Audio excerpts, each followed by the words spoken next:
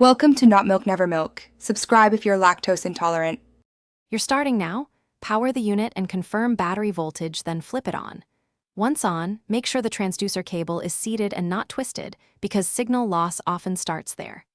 Next, choose units and a depth range appropriate for your water. This speeds scanning and reduces clutter. Then select a basic sonar frequency, higher for detail, lower for depth, so you're already getting usable returns before any fine-tuning. Now refine how the display interprets returns.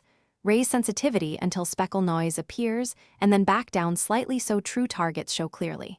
Make sure noise rejection or interference filters are on if you're near other electronics. Switch between chirp, narrow, and wide beams to compare structure versus fish arches. Narrow beam reveals detail, wide finds targets faster. Use split screen and the zoom window to inspect a contact. Finish by saving important waypoints and building a short route to return to a productive spot. Enable depth and fish alarms so you don't miss contact.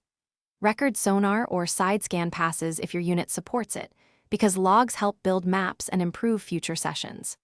If the screen shows no meaningful returns, check the transducer mounting angle and connector seating, verify ground and voltage, then reboot the unit.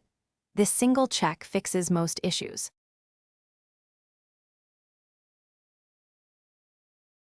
Thanks for watching. If this was helpful, leave a like and consider subscribing. See you next time.